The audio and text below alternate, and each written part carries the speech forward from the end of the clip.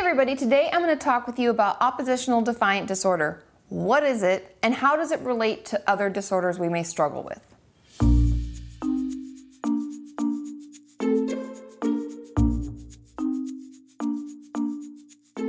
So like I said, today I'm going to talk with you about oppositional defiant disorder. And because I'm talking about a disorder, like always, I've got my DSM handy, and I'm going to read you the description of what they say.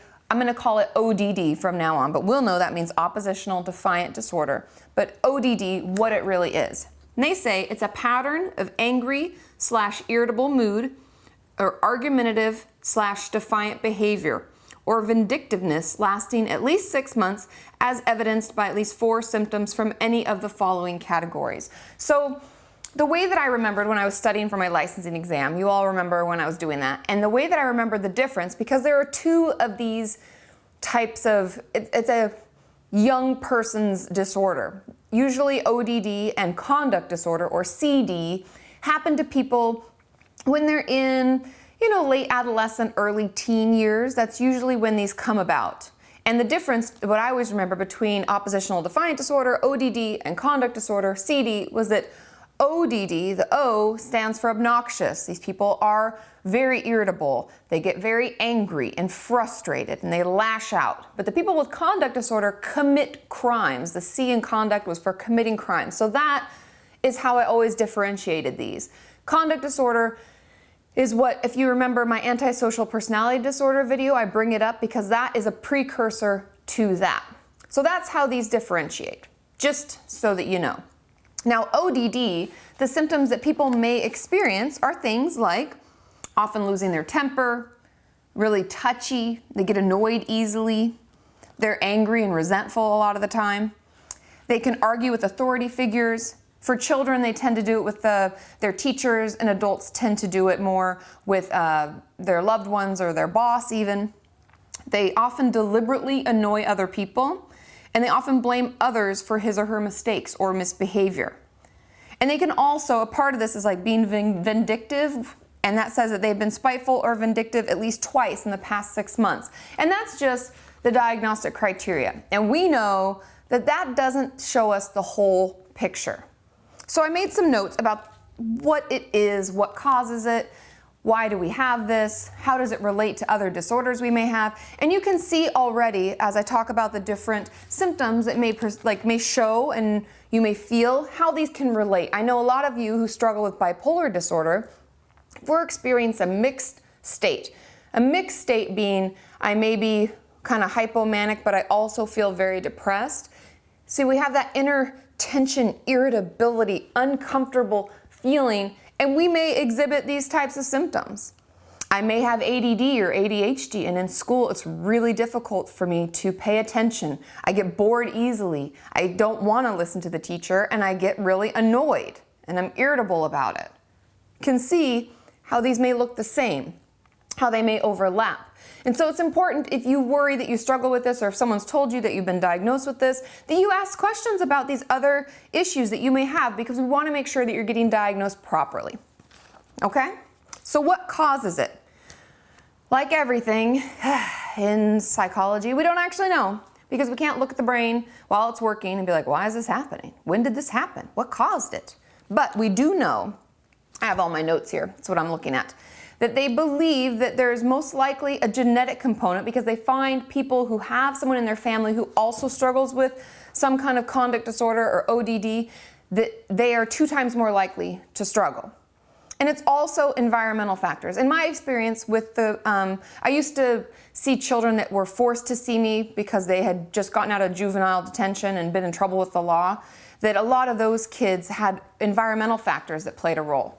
And a lot of that, they talk the environment, is problems with parenting, a lack of supervision or inconsistency in parenting. And a lot of the people that I saw had intensely hard discipline.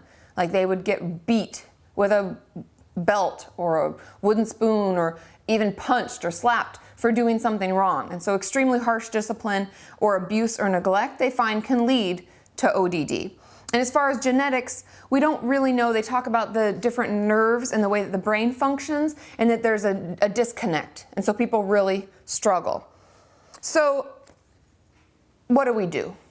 we know we have it, we have a lot of the symptoms, or we've been told that we have it, and it may be something that we just got diagnosed with on top of something else that we already have. I looked up different treatments, and obviously medication is something that they always put in there that as an option, but the ones that I want to highlight are more things that we can do as families, because we know environmental factors play such a big role, that we can put in motion and we can start doing that can actually help us in the long run. And a lot of it has to do with parents, parent-child interaction, parent training. They talk about how you can do what they call parent-child interaction therapy, PCIT. You can look it up. I hadn't heard about this because I had never worked with a family and a child with ODD, but it really helps them interact with their children in a way, communicate in a way, set boundaries in a way that allows the person with ODD to become less irritable, to feel safer, to be able to communicate their frustrations in a healthier way. And if they don't, then there's timeouts and different rules and things that they follow that don't involve any kind of abuse or extreme discipline. You can see how we're trying to change the way a family functions. And another is obviously individual and family therapy, because it can give you a place, if you're the person who's really feeling frustrated all the time, is wanting to lash out, it can give you a place to express the anger, to express your frustration with a situation, to talk about how annoying this whole thing is and what's going on at school or at work or whatever. It gives you a place to vent. And we know that that's part of the reason why therapy works so well. Am I right? And the last thing that they talk about, there are a lot of options, by the way, but these are just the ones that showed the most research and the most support. Cognitive problem solving training. Now, this helps your child, just like CBT. If you wonder about CBT, you can click here and go to see my CBT video, but it gives the child who's struggling with oppositional defiant disorder the ability to change their thought patterns. So if they don't get their way, something frustrates them, it doesn't work out, it's okay. They have these things that they can write down, automatic thoughts, and we can give you some tools, like I do in my workbooks, right? I give you some tools to work on that, to help manage that thought and to change the action that comes out of that thought. You know, cognitive behavioral, it's like you have a thought that leads to an action kind of thing, a belief and a thought and an action, it all cycles together. And we end up doing these things. And so this helps slow down that process so that we can work to not react, but think about it, realize what we're doing, and try to respond in a better way. Now, obviously, all of this takes work. All of the things that they talk about, the lifestyle and home remedies, things that we can do like modeling behavior, picking your battles as a parent, all of that like parent-child interaction, it takes a lot of work, but it's worth it. Because struggling with ODD as a child can be really hard. It means that every day is a fight. It's a battle, not only with ourselves, but with other people in our lives. And from the people that I worked with who struggle with it, they don't really like feeling this way, but it's almost like they don't know how else to react or respond.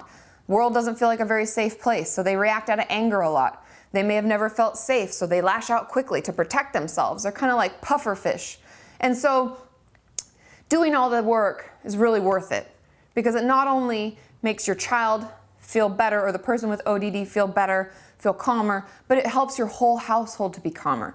And some more of the home remedies they offer is like recognize and praise, like giving your child praise for the things they've done well and recognizing when they're working really hard.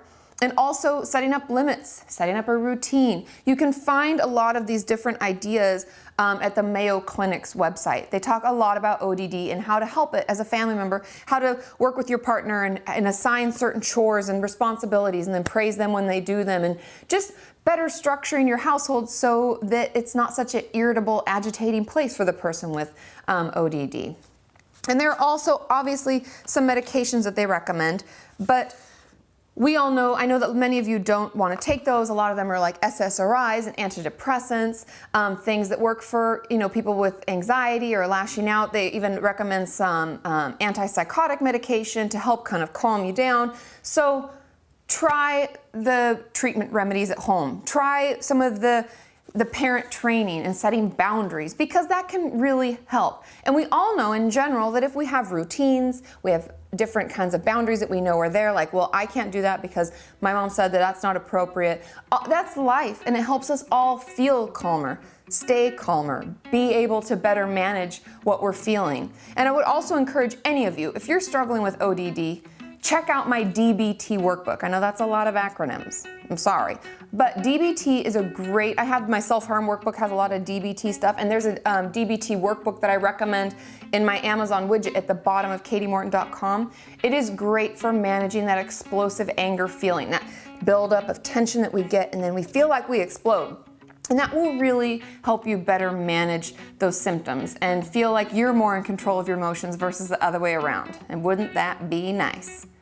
I love you all. Thank you so much for checking this video out. If you like these kinds of topics and you want me to discuss more diagnoses, give it a thumbs up and like it, because like I'm always saying, it lets YouTube know how important mental health is. So let's keep working together. Let's keep sharing videos and sharing our experiences as we work towards a healthy mind and a healthy body.